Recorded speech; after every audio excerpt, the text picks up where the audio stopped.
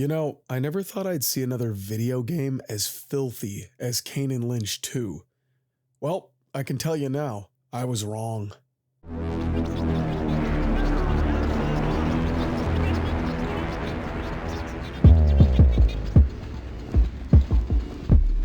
I've been playing a lot of the original Grand Theft Auto lately. Never mind what for, but I have. And to go from this to this is striking, to say the least. This is better than Dead. It's not literally better. Never mind. Better Than Dead is a new FPS in the burgeoning, ultra-realistic bodycam subgenre, and if you have eyes, you can see the astonishing level of detail that these modern future games are presenting with. But after the initial wow factor wears off, is it enough to carry an entire game? Without further delay, this is my review of a game that's destined to be the Kane and Lynch 2 of its generation, for good or for ill.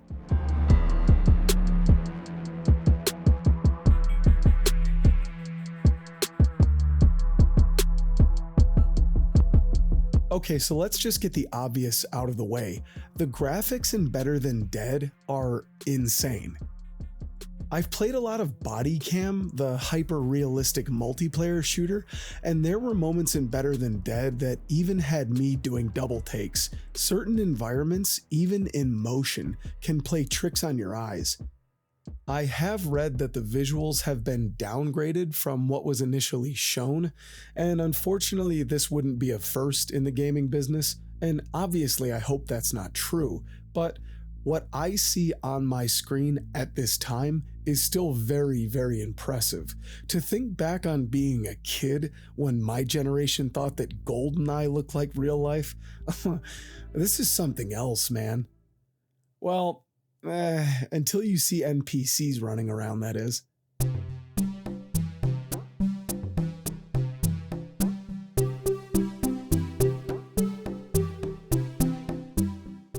Yeah, so civilians in this game run around like bots in Perfect Dark Zero. That's not my highest compliment.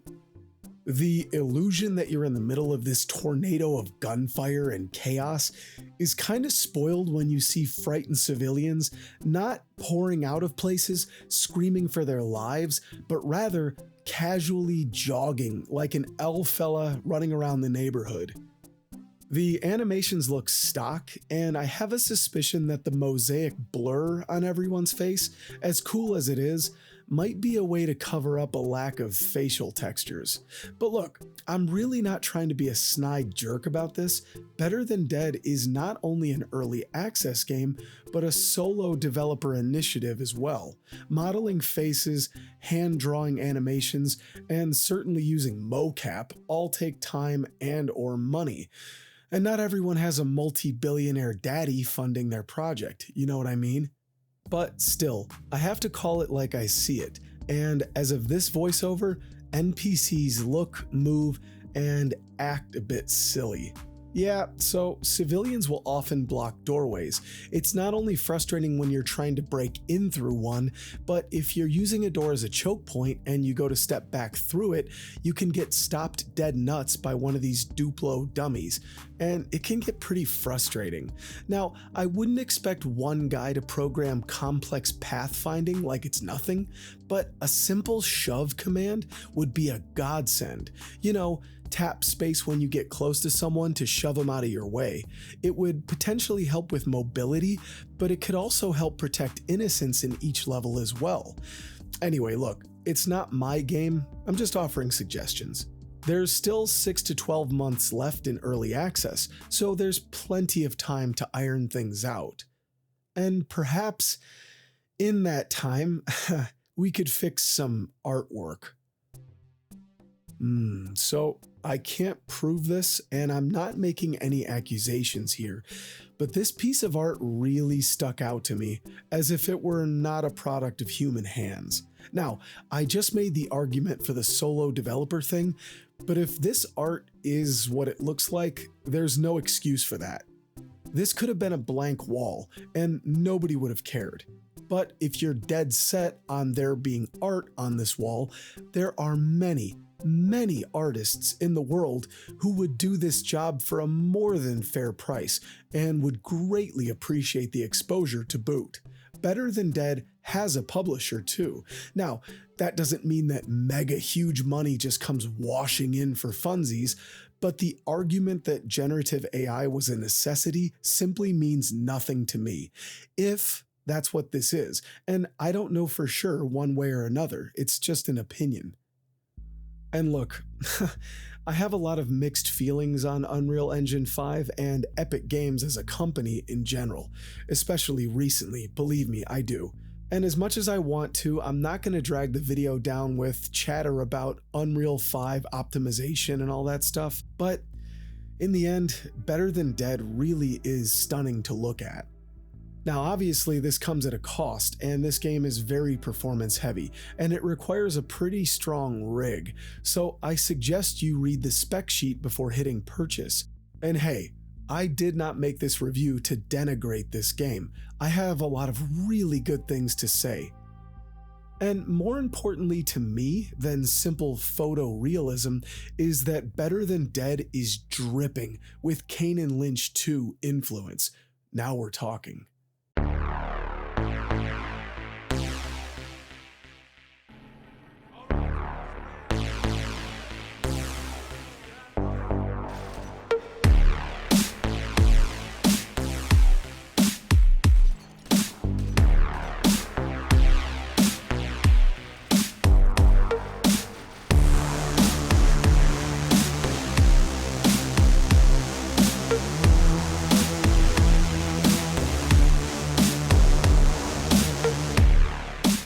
If you watched my video on the Kane and Lynch series, you may remember that I'm a huge fan of the second game, subtitled Dog Days. I really don't care that the story was wank, or that basically all you did was shoot, shoot, shoot the entire time, and I really don't care that a couple of squares online criticized the game's length. Sometimes I don't want Ocarina of Time. Sometimes I don't want Metroid Prime or Mass Effect, and I love those games. Listen to me. Listen to me when I tell you this. I've completed the first Mass Effect game 8 times, and I'd happily start another playthrough right this second. I love long, complex, winding games that make me question the very fabric of life on this mortal coil. But sometimes, I just want a pudgy bald dude gunning down 20 idiots in a seedy fish market. Look, Kane and Lynch 2 is hardly deep on a mechanical or a storytelling level. I got it, but it dared to be different. It's not everyone's cup of joe, a parallel you're going to see very soon with Better Than Dead, but I loved Dog Days' grungy, chaotic feel, with the perspective of what appeared to be a third man documenting the whole thing on a handheld camcorder. This theory is all but confirmed at the end of the game. Better Than Dead appears to pay homage to this style, only now our character is recording everything from a GoPro instead. The mosaic blur over everything in both games gives the impression that someone discovered this footage sometime later and then went back and edited everything to protect victims' identities, you know? I do think Kane and Lynch 2 did this better, I have to say, because they saved the censorship for graphic nudity or extreme violence, whereas Better Than Dead pretty much just applies this at all times for everybody's face. But hey, I'm a sucker for this simple effect regardless, and it fits here just fine. But it's not just the wild camera and the censorship. Better Than Dead feels like Dog Days in a few other ways as well, and I mean this in a very, very complimentary way.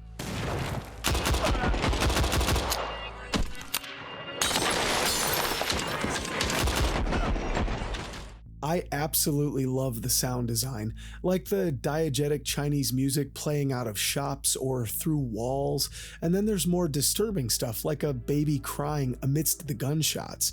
The seedy, rotten reality of underground society is on full display here, and no matter how it gets presented to the world at large, the reality for many people in this part of the world is bleak, and Better Than Dead, like Dog Days before it, doesn't pull many punches.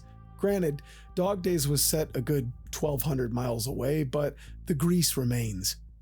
The filthy brothels, the underground torture dungeons, we'll get to that, the shoebox-sized apartments, and the street-level markets. Sadly, there's no bat meat for sale because that's totally what really happened, wink.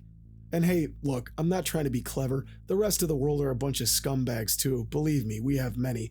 But this setting is so perfect for conveying that cold, matter-of-fact evil. These dark corners of the earth where people turn a blind eye to it and just try to stay out of the way. It's disturbing and heartbreaking, but I gotta say, it sure makes for a really great setting to tell a tale of revenge.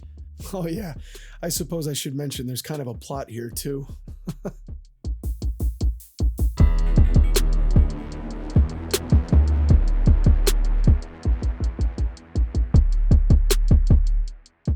The story in Better Than Dead isn't told through cutscenes or with acting, and there's very minimal writing, but rather through the environment itself.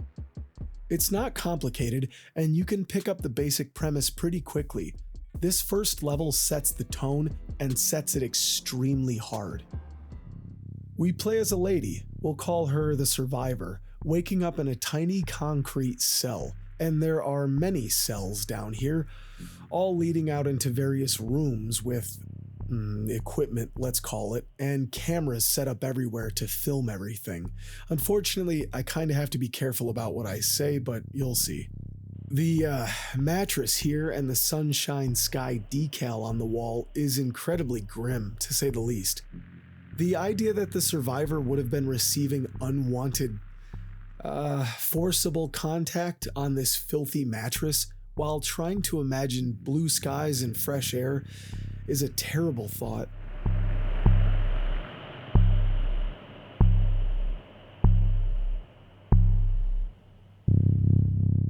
But from an artistic standpoint, this is an excellent way to set up your game. You're letting the player know right away that the people you're going to be pointing that gun at are not worth pity in any way, shape, or form. They all deserve what's coming. And someone, it's never said whom, has left us a loaded pistol and a drawing showing a bird being released from its cage towards a city. And that's it. That's your motivation. You and your trusty pistol are going to get back at the people that run this operation. And it's a perfectly simple premise. There's no grandstanding, there's no scene chewing, there's not a shot with the survivor in the rain shouting, "I'll have my revenge." Nope, this woman just gets down to business. Now, I'm a sucker for a good story. I mean, you heard how many times I played Mass Effect, right? So, of course, I wish there was a little bit more to it. Now, I'm not going to spoil the final confrontation for you because, for once, I'm playing a game that isn't 20 years old, but it ends as it began, without a word, but with an action. But the environmental storytelling is pretty damn good. Most environments just feel like a cool video game level, but I tried to make some structure out of it. You'll get these strong images, like these racks made out of bamboo, used to tie up women for whatever sick junk is going on down here. It's ugly and it's disheartening, but as we fight our way up the ladder, we go to places like this construction site and an even larger warehouse at another point. Did the bamboo for those sick displays come from here? Does the person at the head of everything own these places and the snuff ring is a side hustle? Again, I know bamboo isn't exactly rare in that part of the world, so it's admittedly a bit of a stretch on my part, but the world is fascinating and my brain needed to make those connections. And there are a lot of other easy to miss details, like this notepad on the survivor's desk that I assume is the hit list, but I don't understand the characters, so let me ask my translator. In China they say Chiki Chang Wang Charlie Chan Chika Chaka Choka Cha. Thank you, translator.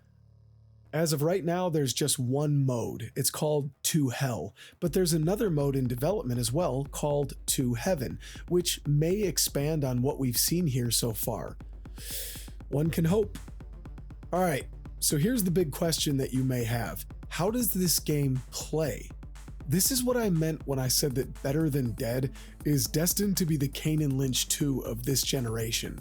Some people will love it, some people will not. Here's my 2 cents.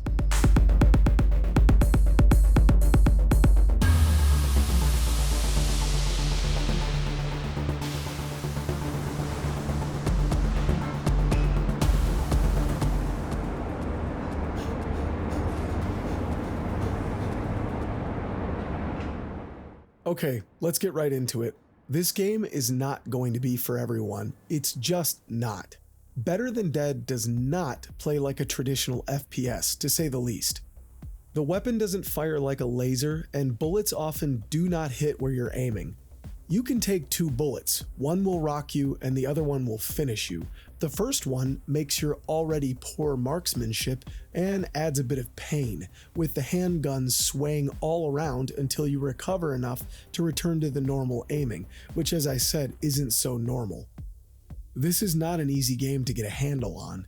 The survivor is not your typical, modern warfare Navy SEAL badass with hours and hours on the range or in the kill house.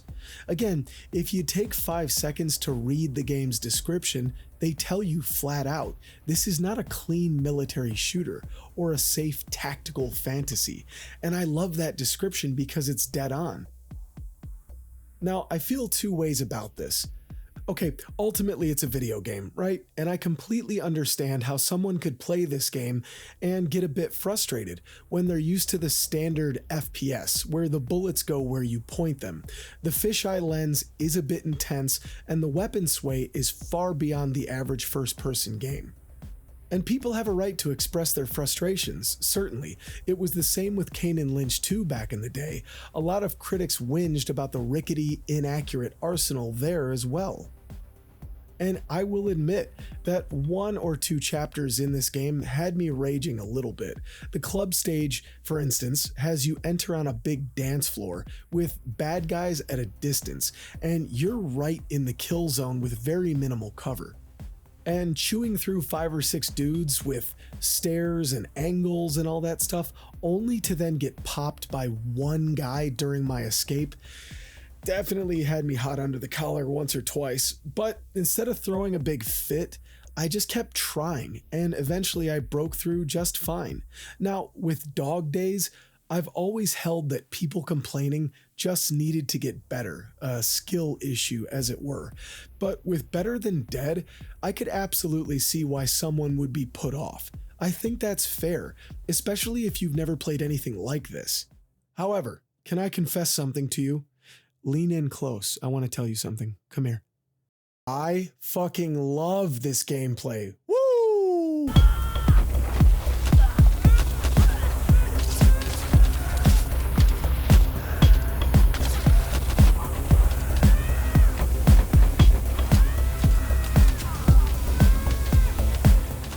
Do you want another safe FPS? You want to play another tired, cliche military game and feel like the ultimate badass again? Take a walk on the wild side, man. Again, look, I totally understand how someone can dislike this game. I want you to listen to my voice, okay? Because there's always some fool that doesn't listen all the way. Your complaints are valid. Your criticisms are justified. It's not for everyone, and you don't have to like this, okay? That's cool, but I do. I really do. Have you ever tried running 100 yards and then tried to break off a clean shot with a pistol, especially multiple shots? If you're a proper athlete, maybe, but for the rest of humanity that's not named Pat McNamara, that shit is difficult, even for young, stout men. Now, imagine you're someone that's been chained up in a gruesome dungeon, being assaulted day in, day out, surviving off of old pizza and bottled water, and then you get a weapon and you just run off to take down a criminal empire by yourself. Yeah, this isn't someone in the Tutu SAS. She's exhausted and hungry, scared and frail, not some properly trained soldier. The pistol is heavy in her hands, her adrenaline is spiking like mad, and her only analgesic is rage. But, as a wise man once said, Rage is a hell of an anesthetic. Big bonus points if you know who said that. The point of the game is not to camp in the back and take pot shots. Now, I was discussing this game with a friend of mine over Steam recently, right when I started playing the game. He sent me a message and said, hey, remember, this game is basically Hotline Miami in first person, and it clicked. The idea is to charge hard and fast, not to hang out. Most levels can be completed very quickly. You'll even get a ranking. Black Star is the ultimate. There's no innocent deaths, and you played as fast and as aggressively as possible. And you do need to be mindful of innocence. If you hit too many, your luck will drop, meaning you'll get hit more often, your accuracy will suffer even further, and you'll lose access to bullet time. Oh yeah, bullet time. You slide while you're sprinting to trigger it. You only get a few precious seconds, and there are a few parts where you'll need to use it as much as you can to stay alive. The entire game is fast, it's frantic, and it's meant to be played as aggressively as possible. If you're the type of person that likes to camp behind doorways with your cute little meta weapons, well, that's a shame. This might not be for you. The main hook of most chapters is to barge in and wipe out all the bad guys, ending on a low-level boss in a white suit, and then you turn around and escape. But there are two other types of chapters as well. One is the rescue missions, where the survivor frees other ladies being held against their will in some seedy dump. Now, I started getting GoldenEye flashbacks and I got a little nervous, but thankfully, for all of my misgivings about the NPC behavior, these escort missions are painless, thank God. The friendly will stay right with you the entire time, even when you bolt on ahead. Thank you again, because this could have been really bad. You'll even rescue an entire group of women being trafficked from a shipping container. Again, the setting is depressing and bleak, but it's also sadly a reality, and the people that do this stuff deserve the business end of the gun. And back to the theme, people think of gaming power fantasies as dropping a J-dam on a village in the digital Middle East. Like, yeah, now I feel like a real man. But what of rescuing the forgotten victims in this world of shit? Isn't that worth getting psyched over? I mean, I think so, and it feels good. There are also two defensive chapters as well, so to speak, when you've been tracked down and cornered, requiring the survivor to blast her way out. It's awesome, and the first one begins with the baddies kicking in your door, which really channels the 80s and 90s Hong Kong cinema influence. It's great. Oh, and speaking of which, if you're into that old school Asian cinema feel in your games, there's another demo I played recently called Cop Bastard, recommended by a friend of the channel, Ronnie Webster. It's more of a retro boomer shooter, but it's fast and intense with that old school Asian movie vibe, and I love it so much. I don't have time to make a video on every goddamn game. Free!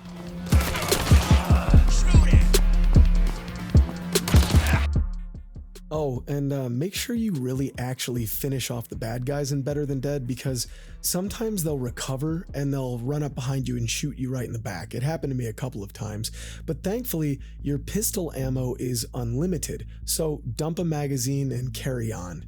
Although, I will say, it's a little silly that a single handgun bullet can send an enemy flying like a bomb went off, but it is a video game and it was satisfying. And I suppose, yeah, I should mention that you do only get one weapon in the entire game, that pistol. Even the enemies only have one weapon. So, fair criticism can be levied against the game for lack of weapon variety. But again, and I swear I was not paid or influenced to say this or whatever, I genuinely appreciated the stripped back approach. One simple pistol, iron sights only, no cheek risers, no holographic magnifiers and IR lasers and pressure switches and on and on and on and on. I have a mountain of games in my library that I could play if I wanted the full XXX gun fantasy thing, and I do love those games. And I will say I do wish that at least in the final level, that you were given a shotgun or an Uzi. You know, it's the final stand, so I do feel like the survivor should have gone to a shady weapons dealer and picked up some more firepower for the final hurrah. But who knows, maybe the next chapter will open up a little bit more. And alright, I suppose I do have a few more criticisms for the game. I don't mind the lack of checkpoints, as the levels generally complete pretty quickly, but in bigger stages with more running, like Blood funds this, the big construction site, a mid-mission checkpoint after dropping the boss would have been appreciated. Also, there's no quick restart. Now, like I said, you can only take 2 bullets, and I've taken 1 bullet midway, and I just kind of wanted to restart the level, but you can't. There's no level select either, or a way to track your level times, or even how close you were to achieving a Black Star rank. This game seems fairly primed for speedrunning, and these features I feel would be big. And really, once you've beaten this game, that's it. The game took me roughly 3.5 hours with note-taking. Now, I don't mind the shorter length. I've paid a lot more for a Call of Duty game that I finished in the same amount of time. But then the difference is you could do a bunch of other stuff afterwards. Here, it's basically 14 chapters and nothing else. But again, the game cost me about $13 and some change, and I feel like the campaign was long enough to justify that, especially because I'll happily play through it a few more times, and with extra special consideration that this is an early access game, so who knows how much more will be added within the next year.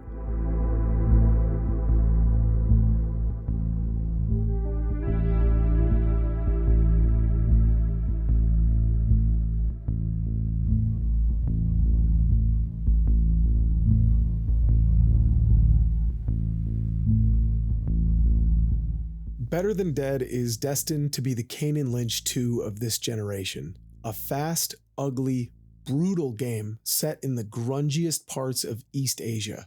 Rickety shooting mechanics, an uncomfortable camera that will undoubtedly make some players feel sick, and a thin, barely there story that may disappoint some.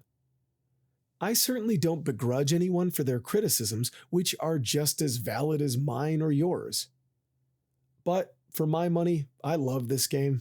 I love the bleak atmosphere, the loud, frightening pop of the weapons and the shattering of glass and the crushing metal and concrete all around you, the diegetic music, the beautiful pause menu theme, which I hadn't mentioned, and the simple tale of cold revenge on a bunch of creeps that definitely have it coming.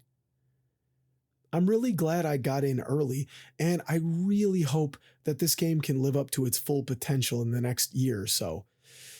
Just with less suspicious art.